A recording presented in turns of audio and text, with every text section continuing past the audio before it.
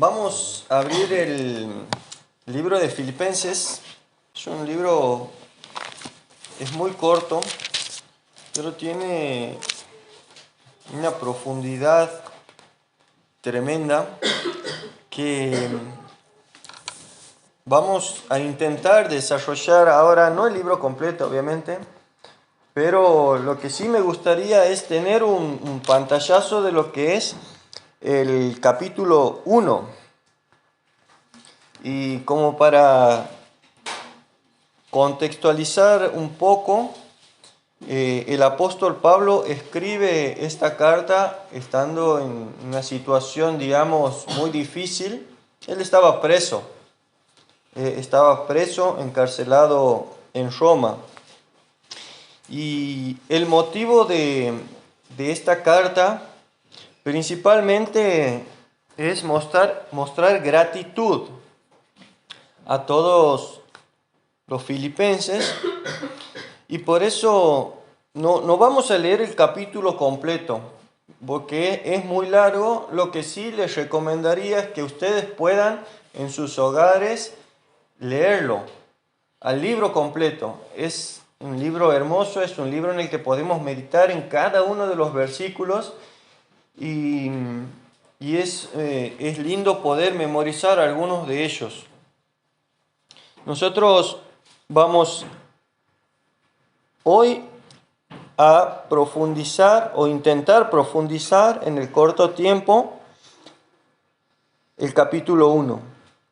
Nosotros vamos a ver que dice así: Pablo y Timoteo, siervos de Jesucristo, a todos los santos en Cristo Jesús que están en Filipos, con los obispos y diáconos, gracia y paz a vosotros de Dios nuestro Padre y del Señor Jesucristo. Aquí está bueno poder hacer un énfasis en el principio de la Escritura, cómo Pablo se presenta ante las personas a las cuales va dirigida la carta, Pablo y Timoteo. Pablo no necesita usar aquí su título de apóstol, por lo que notablemente podemos ver que es una carta que va en forma de gratitud, una carta como de un padre a su hijo. Y dice, siervos de Jesucristo.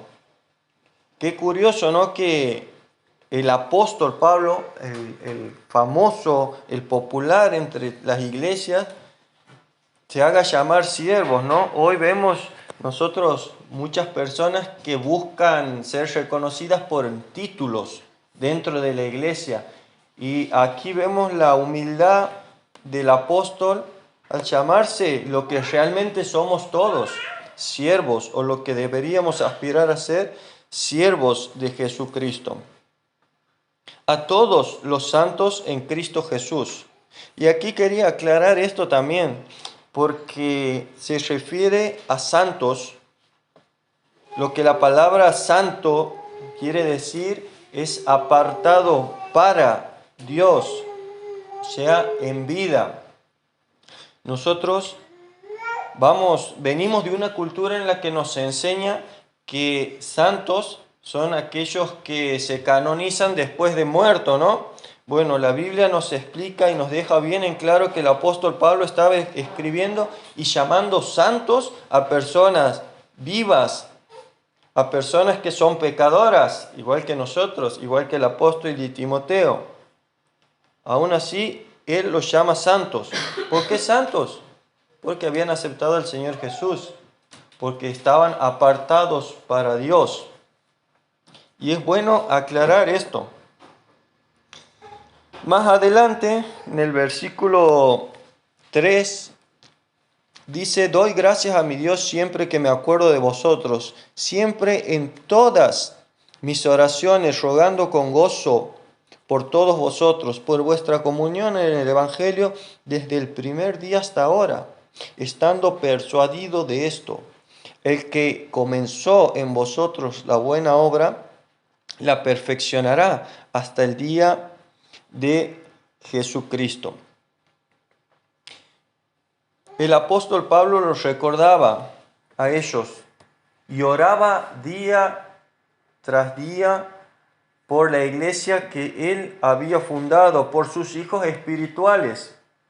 Y aquí un ejemplo de líder, un ejemplo que el apóstol nos deja es la oración por los hermanos, la oración por aquellas personas a las que debemos servirle, a las que servimos, ¿no? Y cuántas veces nosotros fallamos en la oración, y principalmente yo, que sin duda debería tener una vida de oración más profunda, y aquí siempre el mensaje impacta primero al que lo está armando. Y aquí sin duda yo me sentí tocado, sentí que se me movió el piso, ¿no? Porque Dios me está hablando a mí primero, me está diciendo, vos tienes que arreglar esto primero, y me va dando a mí también. Y vemos que el apóstol ora por ellos y ora con gozo, ora con alegría, sabiendo que sus hijos espirituales, aquellos a los que él predicó, seguían en el camino del Señor, como dice desde el primer día hasta ahora. Y Dios les lleva seguridad a sus lectores, diciéndoles, estando persuadido de esto, estando convencido, teniendo la seguridad de que aquel que comenzó en vosotros la buena obra, la perfeccionará hasta el día de Jesucristo. Y esto es algo que nosotros también debemos, es un versículo para memorizar porque nosotros, si bien recibimos la salvación una vez y para siempre, no perdemos la salvación. El apóstol dice, el que comenzó en ustedes la obra, el que les dio una vida espiritual, día tras día la va a ir perfeccionando, la va a ir corrigiendo, la va a ir moldeando, hasta el día en que Jesucristo vuelva a buscar a su iglesia. Mientras estemos aquí en el mundo, vamos a tener pruebas, vamos a tener luchas, vamos a tener aflicción, y todo eso Dios lo va a usar para nuestro crecimiento. Dios lo va a usar para que día tras día seamos mejores. Más adelante, en el versículo 9, vamos a ver que el apóstol demuestra que ora por ellos, pero demuestra lo que le pide a Dios en sus oraciones. Y dice, y esto pido en oración, que vuestro amor abunde aún más y más en ciencia y todo conocimiento, para que aprobéis lo mejor, a fin de que seáis sinceros e irreprensibles para el día de Cristo, lleno de frutos de justicia que son por medio de Jesucristo para gloria y alabanza de Dios. Vamos a ver aquí una oración de Pablo, específica.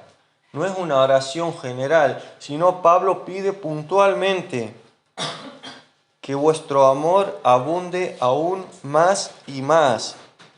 Y cuando hablamos de amor, ¿qué es esto del amor? Bueno, la palabra que Pablo usa aquí en el griego es ágape.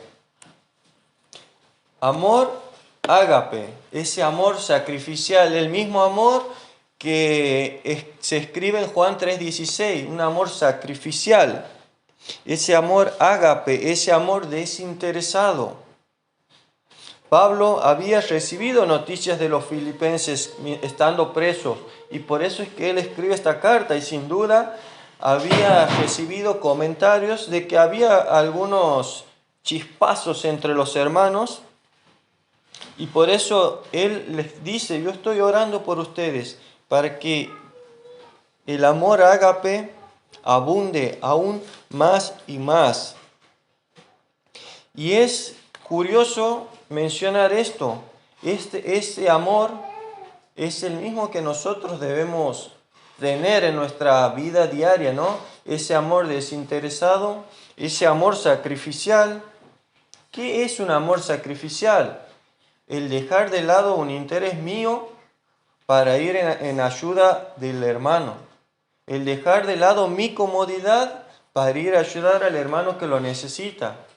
A pesar de que llueva, a pesar de que haga frío, a pesar de que tengo un pancito para mí nada más, bueno, dale la mitad a tu hermano. Es un sacrificio, ¿no? Esto es lo que el apóstol Pablo le pide aquí a los filipenses y es algo que nosotros lo podemos transmitir a nuestra vida hoy en día. Podemos apropiarnos de este capítulo y la idea es esa, ¿no? Que podamos tener y desarrollar ese amor ágape. Dios nos dejó como mandamiento que demostremos el amor. Es más, Jesús a sus discípulos les dijo, en esto conocerán que son mis discípulos, si tenéis amor los unos con los otros. Y está bueno recordar este versículo. ¿Por qué? Porque viendo un poco la serie Los Elegidos o The Chosen, se puede ver cómo entre los discípulos había roces. Pedro, que no lo quería Mateo, y Pedro, que era una persona difícil de llevar, una persona impulsiva, y eso lo podemos ver en lo largo de los evangelios, tenía roce, y el Señor Jesús agarra y le dice, en esto van a conocer que son mis discípulos, que tengan amor los unos con los otros. Si ustedes no se aman, ¿qué pueden esperar del mundo allá afuera? Y es un desafío, porque amor no es el sentimiento que me nace. Amor es la decisión de amar al prójimo a pesar de que si me siento bien, a pesar de que si me siento mal, que hoy me levanté sin ganas, que hoy me levanté con ganas. No, es la decisión de amar a pesar de... No, pero mi hermano habla mal de mí. No, mi hermano me lastimó. Amalo. ¿Cuántas veces tienes que perdonar a tu hermano que te dañó, que te hizo mal? 70 veces 7. Tanto, pero ¿por qué si no se lo merece? Nosotros tampoco merecemos el perdón de Dios y sin embargo Él nos lo dio por pura gracia. Y esa es la gracia que nosotros debemos transmitir a nuestros hermanos. Recibimos perdón para dar perdón. Perdónanos a nosotros como nosotros perdonamos las ofensas de las personas. Si vos no perdonas a tu hermano, ¿qué pretendes que Dios te perdone a vos? Hipócrita, te diría. Es necesario que nosotros podamos poner en práctica este amor ágape y podamos también introducirnos, ¿no?, en esta palabra que para nosotros es tan sencilla, pero si la vemos en la Biblia, si vemos la palabra amor bíblicamente, vamos a ver que tiene varios significados, ¿no? En este caso, ágape, sacrificial. Después el apóstol dice, en ciencia. ¿Qué quiere decir ciencia? Está hablando de un pleno conocimiento. Está hablando de que nosotros debemos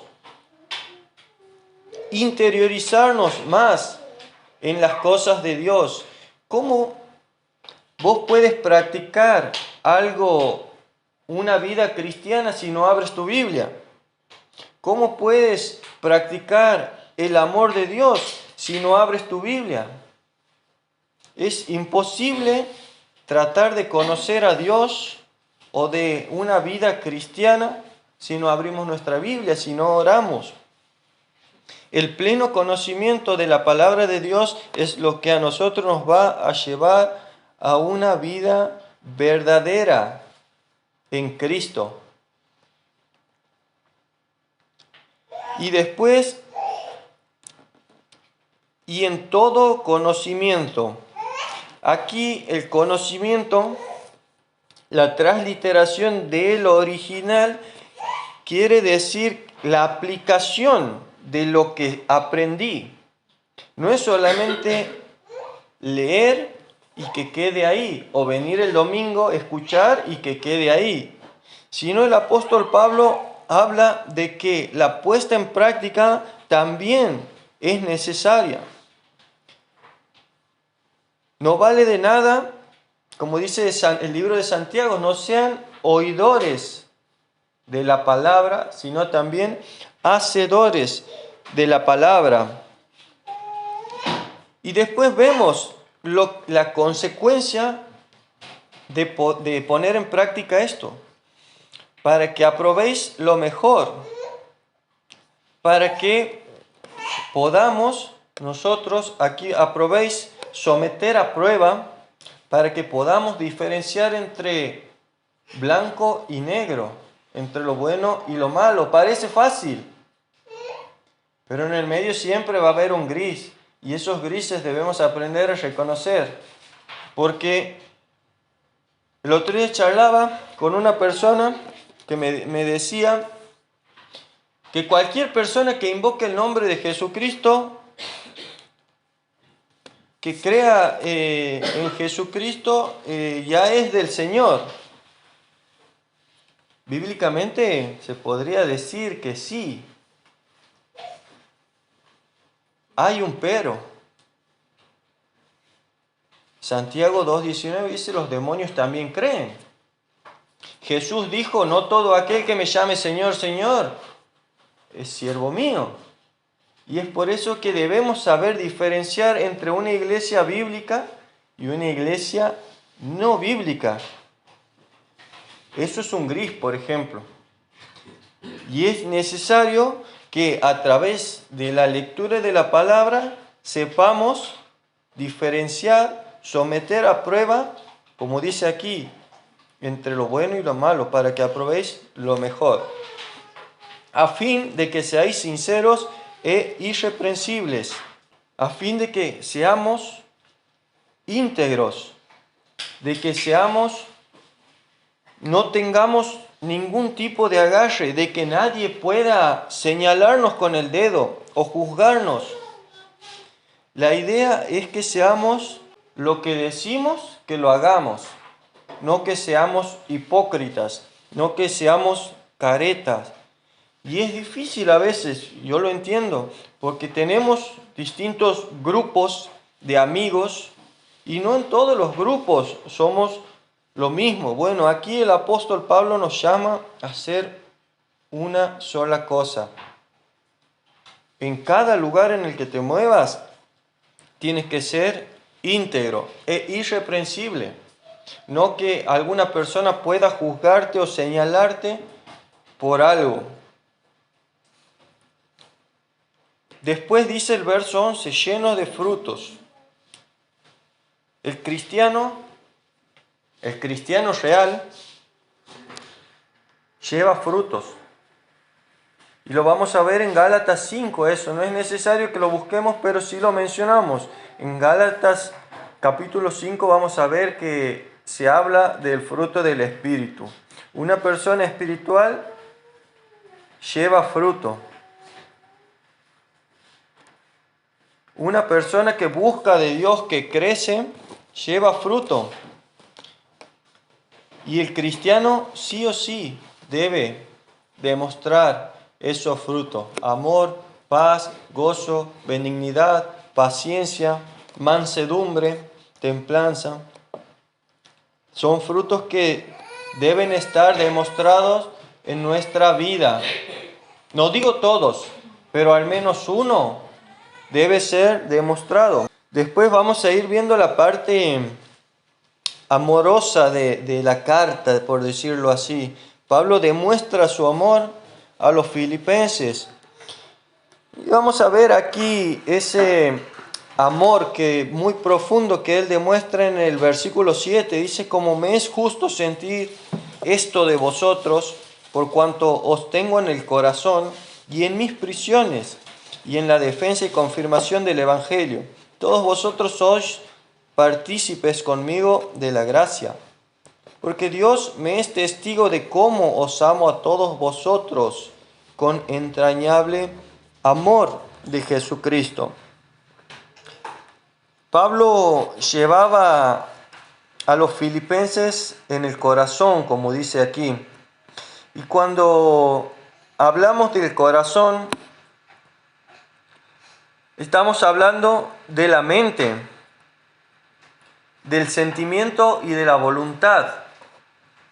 Nosotros podemos observar este profundo amor de Pablo, de cómo a un hijo espiritual los lleva en el corazón, un amor entrañable, un amor muy profundo, eso es lo que quiere decir.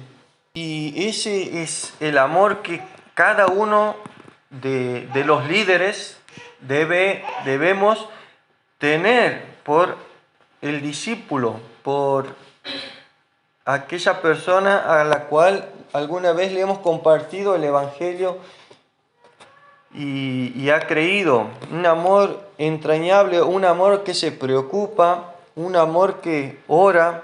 Y después vemos que dice, no solo lo llevo en el corazón, sino en mis prisiones. ¿Qué quiere decir esto?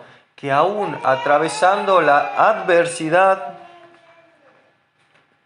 aún estando en condición de prisionero, estando en una condición deplorable, porque las prisiones de aquella época eran de lo peor, aún así Pablo se toma el tiempo para escribirle esta carta, mostrando gratitud, mostrando amor y mostrando preocupación por ellos.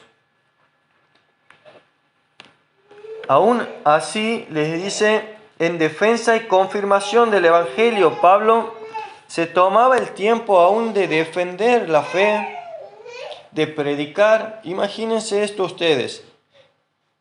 El apóstol Pablo estaba preso. No preso como nosotros nos imaginamos en una jaula dando vueltas, sino que estaba preso y estaba encadenado con grilletes. Y tenía a un soldado romano al lado, atado a él, ya sea en la muñeca o en el pie, pero él no estaba solo. Él estaba atado a un soldado que lo tenía que custodiar con su vida.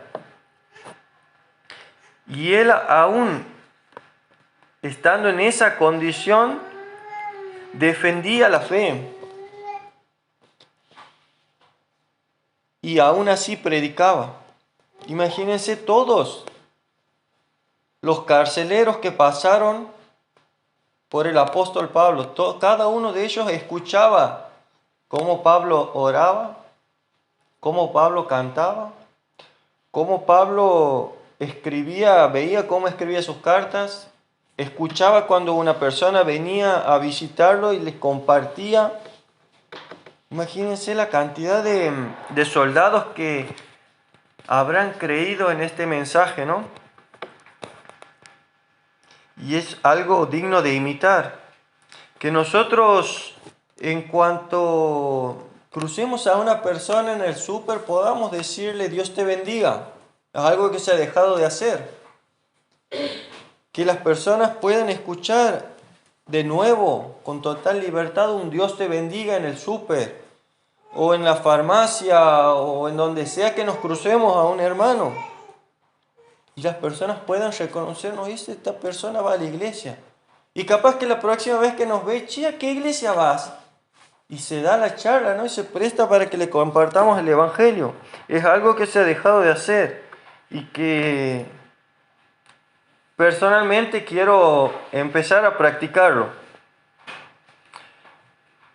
El apóstol Pablo se tomaba su tiempo, defendía la fe, escribía una carta a los filipenses demostrando su amor. Y aquí vamos a ver que el apóstol Pablo escribe, Dios me es testigo de cómo os amo. Y el apóstol Pablo pareciera que se está jactando del amor que él demuestra a los filipenses. Pero no es así. Pablo está demostrando la honestidad y la sinceridad de su amor, poniendo a Dios por testigo. Uno puede mentir a cualquiera, pero a Dios no. Y es por eso que Pablo elige un testigo de gran importancia, a Dios. Dios me es de testigo de cuánto los amo. Cualidades de Dios. Dios es fiel. Una fidelidad absoluta, y conoce y sabe que el apóstol Pablo no está mintiendo, que los ama de verdad. Y ese es el sello de seguridad, el sello de garantía que Pablo pone a los filipenses. Los amo de verdad, les dice. Hemos visto la gratitud del apóstol, hemos visto el amor del apóstol, y ahora vamos a ver la convicción y el sacrificio del apóstol.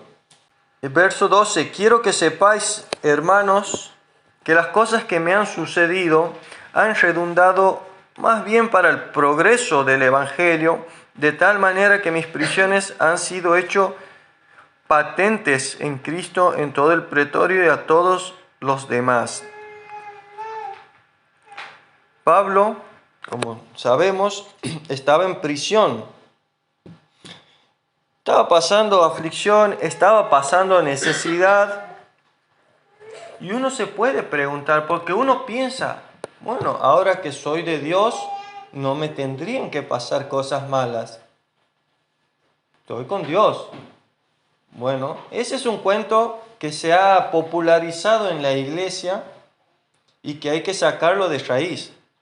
Porque el cristiano, mientras esté en el mundo, como dijo Jesús, vamos a padecer aflicciones de todo tipo. Y aquí vemos que un gran siervo de Dios está pasando por una aflicción tremenda, estando preso, en necesidad. Él había sido azotado, él había sido humillado.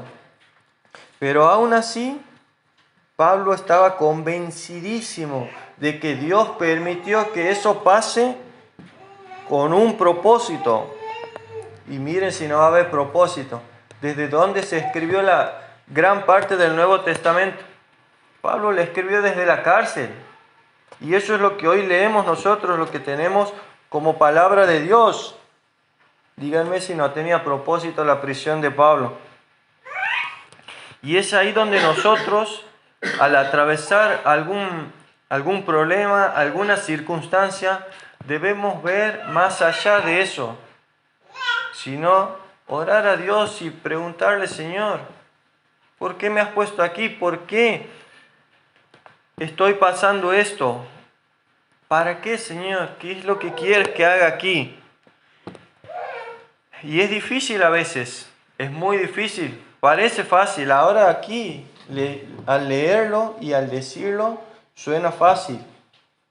Pero sé que es difícil atravesar una situación así y ponerse a predicar, ¿no? O ponerse a cantar himnos como ellos hicieron ahí en la cárcel. Pero hay que ver el propósito de Dios. Y el apóstol Pablo dice: mis prisiones se han hecho patentes en Cristo. ¿Qué quiere decir esto? Nosotros por una patente podemos reconocer un auto. Podemos decir: a ver, patente tal, aquel auto es el de Ale, aquel auto es el de Juli, aquel auto es el de Emma, por la patente. Hay 20.000 autos iguales, lo que la diferencia es la patente, ¿no? El número de chasis y el número de motor. Aquí el apóstol Pablo: mis patentes, mis prisiones se han hecho patentes. ¿Qué quiere decir esto? A través de la prisión, Pablo magnificaba a Cristo y todas las personas reconocían al apóstol Pablo como un siervo del Señor. Y nosotros hoy en día debemos ser reconocidos de la misma manera. Es fácil andar por la calle diciendo: no, yo soy cristiano. Qué difícil es que una persona te vea en la calle y diga, aquel es cristiano. Es difícil que una persona nos reconozca por ser cristiano. Y eso es algo totalmente malo en lo personal, ¿no? Porque a mí me gustaría en lo personal que las personas me reconocieran por ser cristiano. Y eso quiere decir que algo debo ajustar en mi vida, ¿no? Algo estoy haciendo mal o algo me falta hacer para que Cristo sea patente en mi vida, para que las personas me reconozcan por ser cristiano.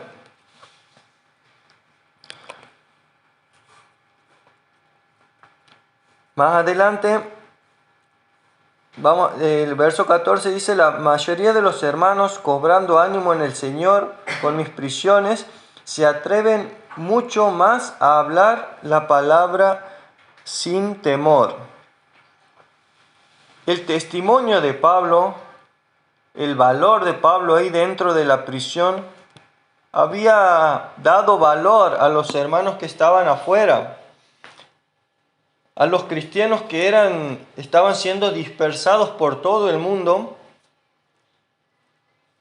por la persecución. La vida y testimonio del apóstol Pablo les dio ánimo a vivir una vida cristiana sin temor.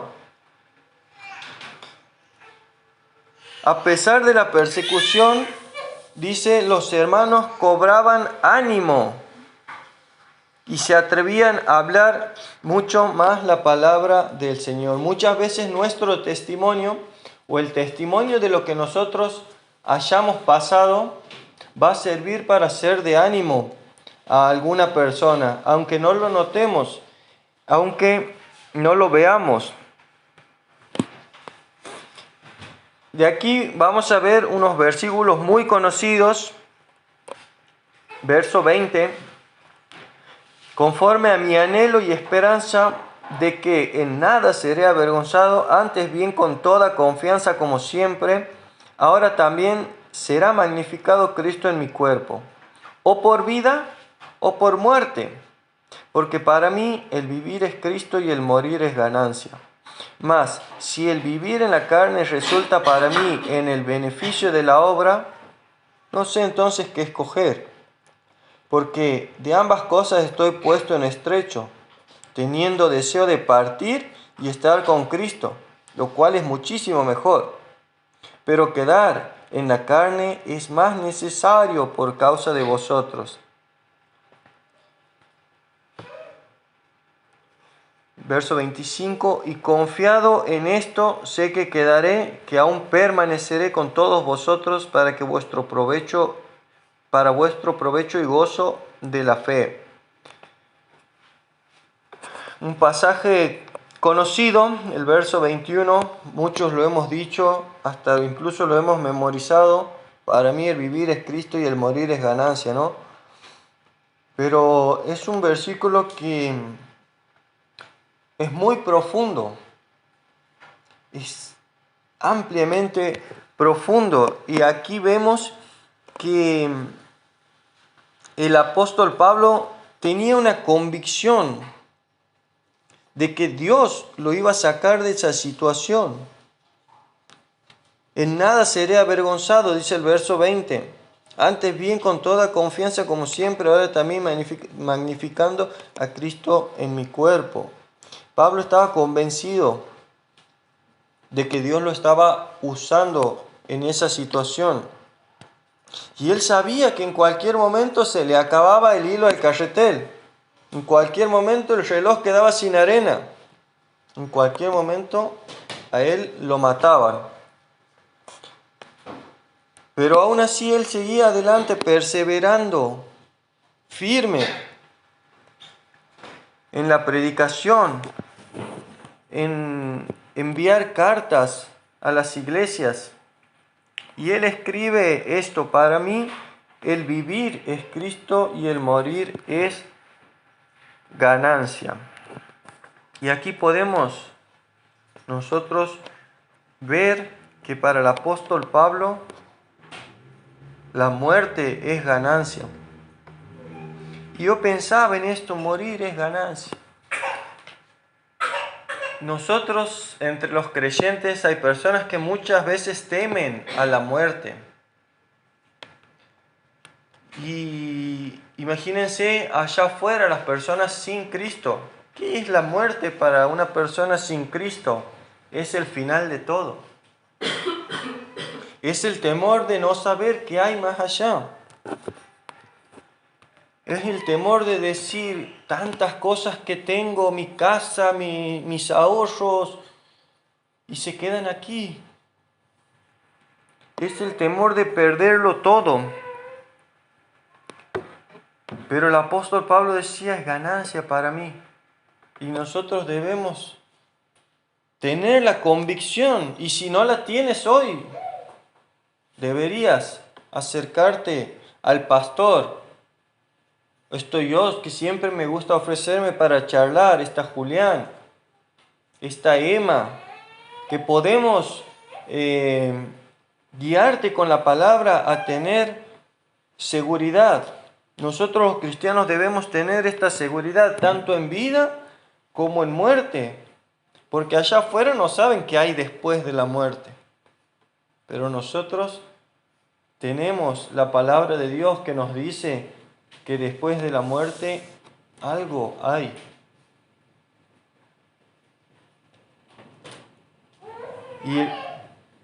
Y he aquí que el apóstol lo reconocía.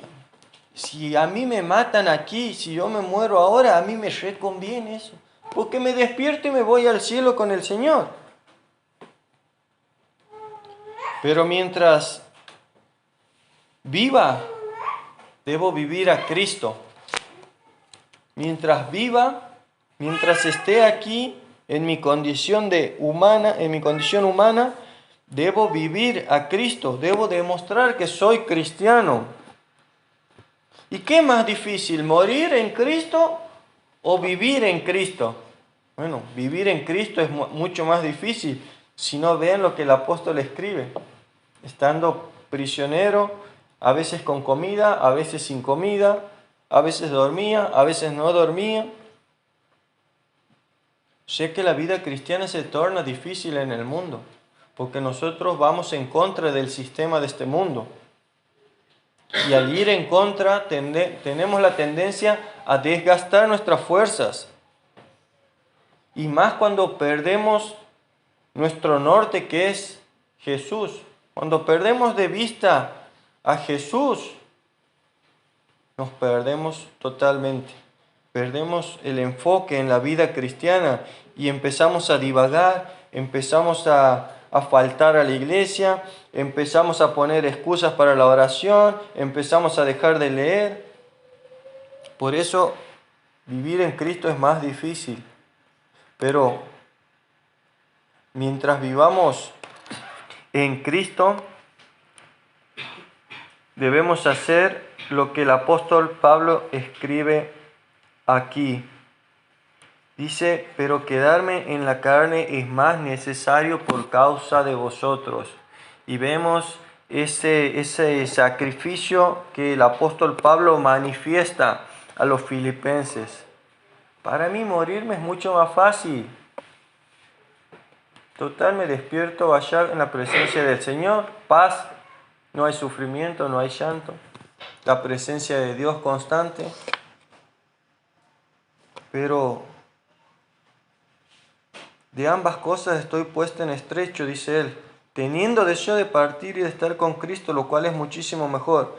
Pero quedar en la carne es más necesario por causa de vosotros. Ese amor que el apóstol Pablo les demuestra a ellos y la convicción de que su vida tiene un propósito, es la frutillita del postre, diría yo. Porque así como el apóstol Pablo tenía este propósito y estaba seguro de que su propósito era predicar el Evangelio, animar a los filipenses, es la misma convicción que cada uno de nosotros debemos tener. Cuando nosotros con Shane nos fuimos de vacaciones, fuimos con un propósito. y era predicar a nuestros familiares que no son creyentes. Con algunos pudimos hacerlo, incluso amigos, pudimos charlar. Fue un viaje, como le decía ella, es un viaje con propósito. Y cada uno de nosotros debe tener propósitos similares. Juntate con un amigo a tomar mate y predicarle de Cristo. Juntate con un amigo, pagale un asado, invítalo, hablarle de Cristo. Invítalo a un amigo, a una amiga, a hacer reuniones con propósito. Nuestra vida en la tierra tiene un propósito y el principal es extender el Evangelio. Que nuestra vida valga para Dios, no para el mundo. Porque en el mundo siempre vamos a tener la contra. El apóstol Pablo les escribe en el siguiente versículo: estoy confiado que quedaré, que permaneceré con todos vosotros para vuestro provecho y gozo de la fe. El apóstol Pablo sabía que la fidelidad de los filipenses, por eso dice, estoy seguro que es para vuestro provecho y gozo. El apóstol Pablo sabía que sus hijos espirituales eran realmente espirituales y no carnales. Y los filipenses aprovechaban al máximo este recurso que Dios les había dado, que era el mismísimo apóstol Pablo. No quiero comparar a ninguna persona con el apóstol Pablo, pero nosotros como creyentes tenemos similitud de recursos para aprender de Dios, para crecer en la vida espiritual y para tener, como dice aquí, provecho y gozo de la fe. Si hoy usted no tiene provecho y gozo de la fe, es porque no está usando los recursos que Dios ha puesto a su alcance. Que si me pongo a enumerarlos, son muchísimos. El internet como para empezar, y una Biblia en 20 traducciones distintas y me quedo corto, hasta con dibujos vienen. Excusas, voy a escuchar miles, pero para cada excusa yo le voy a poner una respuesta y un argumento válido para que esa excusa sea desechada. Nosotros debemos aprovechar cada recurso mientras estemos en vida, para que así como muchas veces nos ha gustado decir, ay, para mí el vivir es Cristo y el morir es ganancia. Bueno, que el vivir sea Cristo. Que nuestro vivir realmente sea Cristo. Y es curioso mencionar esto, que es vivir en Cristo. Pablo lo escribe en la carta a los segunda a los Corintios 5:17, que dice, de modo que si alguno está en Cristo, nueva criatura es. Las cosas viejas pasaron, he aquí, todas son hechas nuevas. Estar en Cristo es nacer de nuevo espiritualmente. Es que el Espíritu Santo more en cada uno de los creyentes. Por ahí vamos a escuchar una frase popular: todos somos hijos de Dios, dicen por ahí. La Biblia dice, son hijos de Dios aquellos que han recibido a Jesús, aquellos que por fe lo han aceptado en su corazón y aquellos en los que mora el Espíritu Santo. O sea que no todos son hijos de Dios. Y Jesús lo dijo en Juan 3 a Nicodemo, es necesario nacer de nuevo. Y Nicodemo no entendía de este nuevo nacimiento, que debo volver al vientre de mi madre y nacer. Y el Señor Jesús le explica con mucho amor y paciencia. Lo que es de la carne, carne es. Aquí estamos hablando de lo espiritual. Lo que es del espíritu. Vos debes nacer espiritualmente. ¿Y cómo se nace espiritualmente? Reconociendo primeramente que sos pecador, pecadora. ¿Qué puedes hacer para quitar tu pecado? Bueno, voy a la iglesia cada domingo. Bueno, ir a la iglesia es una obra. Y la Biblia dice que no hay ninguna obra que el ser humano pueda hacer para ganarse o para merecer el cielo, porque el cielo no es un premio. Al cielo llegamos por un solo camino y es Jesús. Por eso el apóstol Pablo escribe en Efesios 2:8, por gracia sois salvos, por medio de la fe.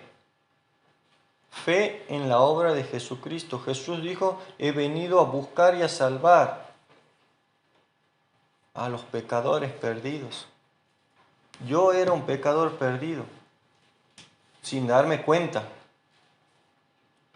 Pensaba que mis buenas obras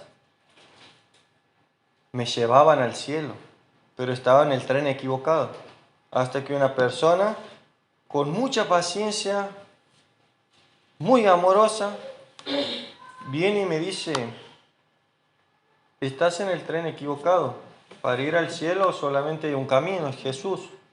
¿Quieres ir al cielo? Debes aceptar a Jesús. Debes nacer espiritualmente. Y a mí me hizo así la cabeza como el meme ese. Y ahí iba hace un par de meses a la iglesia y yo pensaba que yendo a la iglesia era el tema. Y no. La Biblia dice que hay que nacer de nuevo. Hay que aceptar a Cristo. Y aceptarlo de verdad. Porque por ahí vamos a escuchar, yo acepté a Cristo.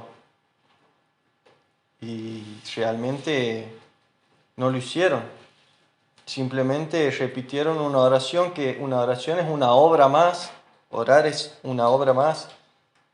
Y es por eso que es importante hacerlo de corazón y hacerlo realmente teniendo en cuenta lo que es el mensaje del Evangelio completamente, ¿no? Reconocer que soy pecador, que nada puedo hacer para quitar mi pecado, y si nada puedo hacer es necesario lo que Jesús hizo en la cruz, sacrificarse, morir y resucitar al tercer día. Creer en esa obra de Jesús, aceptarla por fe, es lo que, poner toda mi esperanza en eso, es lo que se llama en la Biblia como aceptar la gracia de Dios. De esa manera yo acepto el regalo. Por fe, tengo la certeza, la convicción, aún sin haber visto, de que Jesús me limpia mis pecados. Los de ayer, los de hoy y los de mañana. Eso es fe. Tener la convicción de que el sacrificio de Jesús me da vida eterna a mí. Tener la convicción de que soy desde ese momento un hijo de Dios. Parece fácil al hacer la oración, ¿no? Pero es algo que implica muchas cosas. Y es por eso que es necesario entender de verdad el mensaje del Evangelio. Y así poder decir, para mí el vivir es Cristo. Porque no hay cristianos sin Cristo. A pesar de que afuera se dice, aquel es cristiano, y le llaman cristiano, cualquier cosa pasa, el perro es el cristiano. No, la Biblia es muy clara en cuanto a lo que es un cristiano. Y la base de todo es haber recibido a Cristo. No hay cristianos sin Cristo. Así que mi ánimo para todas las personas, primeramente, es que profundicemos en el mensaje del Evangelio. Yo no sé aquí la condición de las personas, si son o no. Yo puedo hablar por mí. Yo he aceptado al Señor hace unos 10 años atrás, una vez y para siempre. ¿He pecado? He pecado. Porque la Biblia dice que vamos a pecar, pero si pecamos, abogado tenemos para con el Padre, dice Jesucristo. 1 Juan 1, 9 y 10. Eso no quiere decir que la salvación se pierda. Dios es fiel a su palabra y nos da vida eterna, no vida hasta que pequemos, no vida hasta mañana, hasta una semana, sino es eterno. Y es importante que podamos entender este mensaje del Evangelio. ¿Para qué? Lo repito, para poder decir, para mí el vivir es Cristo. Y que a la hora de morir no tengamos miedo. Que podamos decir, el morir es ganancia. Que podamos tener la certeza de que si me muero hoy, o mañana, o en 10 años, yo me voy al cielo. Yo tengo esa certeza, por la gracia de Dios, tengo esa certeza de que si me muero, yo me voy al cielo. Y es lo que nosotros compartimos al mundo, esperanza. Esperanza de que después de la muerte hay un cielo y también hay un infierno. Dios es Dios de amor y Dios de justicia. Dios no manda a nadie al infierno, grábense esto. Dios no manda a nadie al infierno, porque el mensaje de salvación está disponible para todo el mundo. Yo durante 3 meses fui a la iglesia la primera vez y durante 3 meses rechacé el mensaje del Evangelio, porque no lo entendía. Hasta que una persona, un jovencito, 14 años tenía el muchacho esa vez, yo tenía 21, 14 años tenía, y él vino y de una manera muy sencilla, muy simple me explicó. Cuando personas de mi edad y más grandes intentaron explicarme, y yo no entendía. Pero 3 meses fui a la iglesia pensando que si yo me moría, iba al cielo, y él me dice, la única entrada al cielo es Cristo. Vos lo puedes aceptar o lo puedes rechazar. Así me dijo. Lo puedes aceptar o lo puedes rechazar. Y hay muchas personas que hoy le dicen no a Jesús. Soy muy joven, no tengo tiempo, soy muy viejo. Y ponen excusas. Esas personas tuvieron la oportunidad de aceptar al Señor y no lo hicieron. Y se autocondenan. Y así hay muchas personas que se autocondenan. Dios no manda a nadie al infierno. Dios quiere que todos nos arrepintamos de nuestros pecados, aceptemos a Jesús y podamos entrar al cielo. Pero Dios no va a obligar a nadie. Por eso se llama gracia. Es un regalo que está disponible, como dice Juan 3:16, para todo el mundo. Esto para que ustedes puedan meditar si están o no en Cristo. Si tienen seguridad de su vida en Cristo y de su muerte, ya sea en Cristo o sin Cristo. Si tienen dudas, yo siempre me gusta charlar. Ahora creo que vamos a compartir un café. Podemos charlar si tienen dudas y siempre con la palabra de Dios, ¿sí? Así que terminamos con una oración. Bendito Dios y Padre, te damos muchas gracias por este tiempo de tu palabra que podemos, Señor, aprender del apóstol Pablo.